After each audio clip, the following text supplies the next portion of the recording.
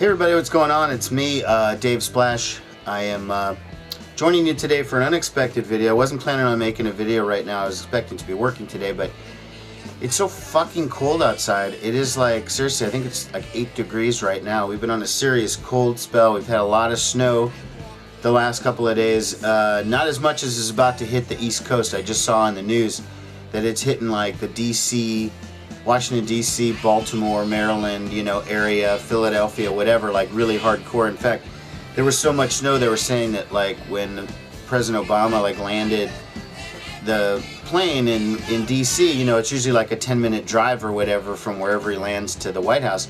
Took over an hour with the whole motorcade because they had to go so slow because of the snow and ice and whatnot. So I know it's pretty bad. But anyways, I decided to check in for a couple reasons. One, I saw Black Sabbath last night. Black Sabbath opened their The End tour in Omaha last night, January 20th, 2016. And I was curious, like a lot of people, why they would start a tour in Omaha, Nebraska, of all places, this internationally successful heavy metal band. But the truth is that a lot of bands, major bands like that, start tours in sort of B markets, and I hate to dog Omaha and call us a B market, but the fact is that's the way the concert business operates. That's the way they consider Omaha, as a B or C market. So they open up in a B market or whatever because of the fact that you can work out the kinks of the show. You can get any mistakes, any things that aren't flowing right, maybe certain songs in the set aren't working, or maybe whatever. They fix stuff, and by the time they hit the important cities like Chicago and New York and LA and whatever, the thing is totally worked out and perfect. So that's what I saw last night at the show, and it was a really good show. I got some tickets through a friend and was allowed to go into one of the VIP suites. So I was in one of the skyboxes on the side, and where the box was positioned was really towards the back of the arena. So if like Ozzy and the crew was up here, I was like way back here.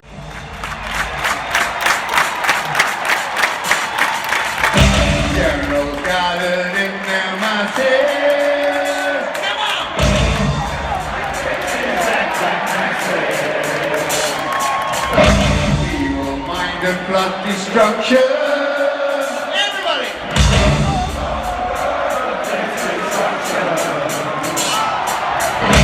In the fields of body burning. Everyone.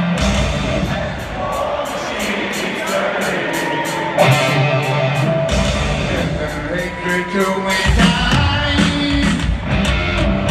Poisoning their brainwashed minds. So from a seating perspective, it wasn't all that awesome, but from just a treatment perspective, it was pretty sick because we could go right in, we got to go into a separate entrance, and we walked into the thing, and it's like there's free food, there's booze. I don't drink, but there's booze. There's all sorts of stuff. So it was really nice, plush seating and all of that. So it was a very enjoyable show. I've been listening to music, gosh, now going on 35, almost 40 years. I turn 45 next month, and I've liked Ozzy / Black Sabbath since I was a little kid, probably about 10 years old. I've seen Ozzy a couple of times solo, but I've never seen Black Sabbath, not with any of their singers, not with anything. Never seen Black Sabbath. The only time I remember Black Sabbath coming to Omaha when I was a kid was when in 1980 or 81 on the Black and Blue tour, and that was when Black Sabbath was touring with Blue Oyster Cult, and those were the Dio years. And 1981 I would have been 10, so I would have been too young to have gone, and I probably wasn't that major a Black Sabbath fan that I was wanted to go anyways. But so that was the last time that they were ever in town, as far as I could tell. Ozzy's been here a number of times. I saw him at the Civic Auditorium in the 80s. One time he had Motley Crue open up. He was there in the late 80s, and then I remember he canceled a show here in probably like 89 or something, and he canceled the whole tour, I think, because Ozzy was a little out of control or whatever. So the guy who got us the tickets is the facility manager of the whole place, and so he was telling me that that Black Sabbath has been there for like a week. They arrived a week early. They'd been here the whole time. All the big muckety mucks from Ozzy's record label and their agency CAA was there. Sharon was there. All the big deals were there. And then he also said that Ozzy was already kind of sick and that they were giving him B12 shots before the show because he kind of overdid it the night before. Maybe in rehearsal or maybe from partying, I don't know. I think it was probably more rehearsal because he didn't seem really out of control. But he sounded fine last night. I mean, the first half of the set was much stronger than the second half, obviously. But that's because he's 67, 68 years old, and these guys are all in their late 60s. Except for the drummer, who looked like he's about 25. I don't know who that guy is, but anyways, what was curious was that they passed in the booth. The guy brought me over a set list, right, in the middle of the show, probably like 4 or 5 songs in, and said, "Hey, did you want this?" And this is also features like cues of like the pyro and stuff. Like it'll say War Pigs, Low Fog, Vesuvius with red lit, So it's giving you the cues of what they're gonna do. So I kind of knew what was coming. And when they get to the 10th song, which is supposed to be Rat Salad, and this is guitar and drum solos, there was no guitar solo, it was just a drum solo, which was sort of dumb considering he's not really in Black Sabbath. I don't know why they had that, but that's a side note. They come back, they do Iron Man, and the next song on the set was supposed to be God Is Dead, which is a song off the most recent record, 13, that comeback album. And then all of a sudden, Ozzy and Tony Iommi, meet up in the middle of the stage, have a little powwow for a minute. They come back, Ozzy walks up to the stage and goes, "We're going to play Children of the Grave." Well, Children of the Grave is the last song on the set. They just have skipped over 1, 2, 3, 4, 5 songs. And they're just like, "All right, we're going to Children of the Grave." And I thought, shit, that's like early. That's like an hour and, 10 minutes or something. They just end the set. Well, then from there, they went back, they played Dirty Women, they played Paranoid, and they said goodnight. So it was less than an hour and a half, maybe about a 90-minute set. I think something was up personally. Maybe one of them was under the weather. I kind of think it might have been Tony Iommi. Maybe no guitar solo. Maybe it was Ozzy. I don't know. But I don't necessarily see it as being him in this case. But either way, they changed the set at the last minute, pulled an audible, and did something different. So it was great. And you can see from my videos that I was a little bit far back, but the sound was amazing. I mean, they sounded brilliant. Tony's playing was spectacular. Geezer Butler's playing was spectacular. The kid they had on drums was great too, but I mean, I just didn't know who he was because he's not Bill Ward.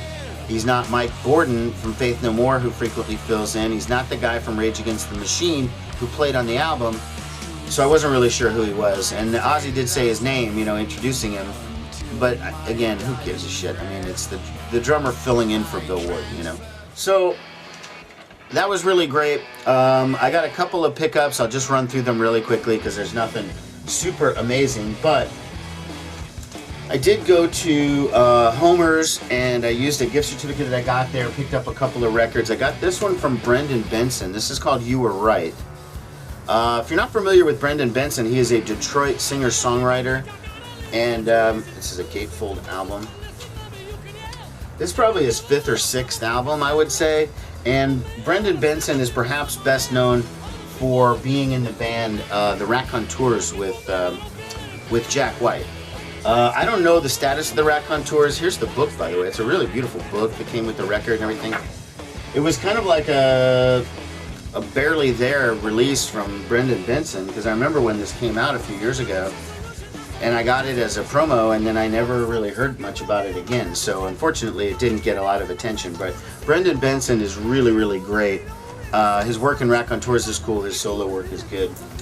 I picked up a copy of this. This is Ty Segall, Singles 2. I already pulled off the sticker when I unwrapped it and opened it. It's another collection of singles from Ty Segall, who, by the way, has a new album coming out. Looks like it's coming out tomorrow, called Emotional Mugger. This is the single I got called Candy Sam. I'm playing it on the radio. Great stuff as usual from Ty Segall. I love it, I went to Half Price Books the other day while I was waiting for a friend, and I found this Alcatraz album called No Parole from Rock and Roll. Now, I'm not a huge Alcatraz fan because I think Graham Bonnet's voice is super, super annoying.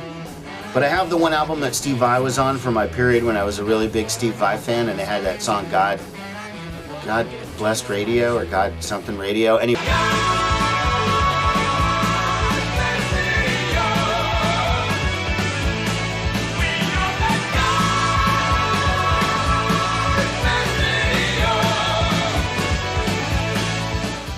is. It was a single that they had. Well, I saw this sitting there and I was like, huh, interesting. I wonder if it's the one that Yngwie Malmsteen's on. And it is. Yngwie Malmsteen is on this album. I'm going to say this. I've never heard an Yngwie Malmsteen track that even impressed me. Like, I know he's supposed to be so fucking amazing, but like, he just seems like a boring noodler and not even that good a noodler. So I'm looking for something to impress me, because maybe this will be it. I haven't spun it yet, but we're going to see. That's going to be the telltale thing. I got this little Bangles 7-inch for walking down your street. I just found out that, okay, I met Vicki Peterson, and I showed that in a previous video. Her sister Debbie Peterson is going to be coming to Omaha shortly to record drums on a new project from Matthew Sweet, because he lives in Omaha now and he's working on a new record. He said he's having Debbie Peterson in. I still want Susanna Haas to come in, and I need to meet her. It's going to happen. I don't care. It's happening.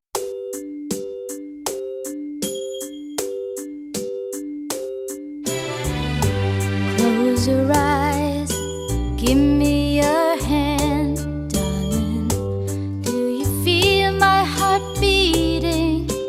Do you understand? Speaking of Matthew Sweet, my brother moved into a new house a little while ago, and he finally set up his whole office and put all his CDs away and stuff, and he realized he had a bunch of duplicates. So he had a couple of Matthew Sweet duplicates. This is a Matthew Sweet album with a Japanese title.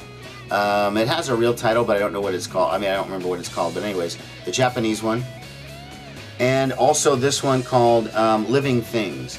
These are from 2003 and 2004, respectively. Again, these are Matthew Sweet albums that I'm not familiar with, but I'm a big Matthew Sweet fan, so, you know, I'm hoping it's going to be good. Okay, so I think for the rest of the video, I'm just going to do a quick shout-out. I had mentioned I wanted to do a whole shout-outs video, but I decided that I'm not going to do that because that's just too time-consuming, and I'm just going to do it as a little added feature to videos. And the first one I want to do is for a channel called Deep Crates. The username is DeepCrates908. I believe he's kind of a member of the vinyl community. He doesn't really need my help. He has more subscribers than I do, but I love watching this dude's channel. I secretly think he's somebody else, like a member of the vinyl community, hiding his identity and just doing an alternate channel, which, if that's true, I think is fucking brilliant, and it's what I wanted to do myself, and like try to alter my voice and just do some different channel completely, but I don't know, maybe it's something I'm going to try. He wears those Mexican wrestling masks over his face, so you can't really see what he looks like, and he has this room with just massive shit everywhere, tons of records, tons of tapes, tons of CDs, just stuff piled everywhere, and he frequently live DJs and samples right on the show. So he has a sampler and his turntable, and he'll play something, and then he'll hit some buttons, and then he'll start looping, and it's just interesting to see how he does it. He's done a couple videos where he goes to flea markets and flips through records and does, goes digging, and he calls this up, the Crate Show, Deep Crates, and he has different seasons for the thing, and every show is sort of themed. So there's a lot of, wrestling and hip hop and like 70s R&B and soul and stuff like that. He has a knowledge of punk rock. Talked about David Bowie in his last video. I just think that guy is very entertaining, and I don't know if it's an actor, if this is the way he really acts, but I gotta say, I love the channel. I make it a point of actually watching his videos all the way through, because he makes a lot of sort of comments kind of under the radar that aren't like part of the main thing, and you're just like, that was a very funny comment, that was very good. So anyways, that's my shout out to Deep Crates 908. If you haven't checked out that channel, do. Even if you're not a hip hop fan or whatever, you'll still find the channel incredibly entertaining. Alright everybody, I'm going to leave you closing out with some Sabbath from last night. Hope everybody's doing well. Take care.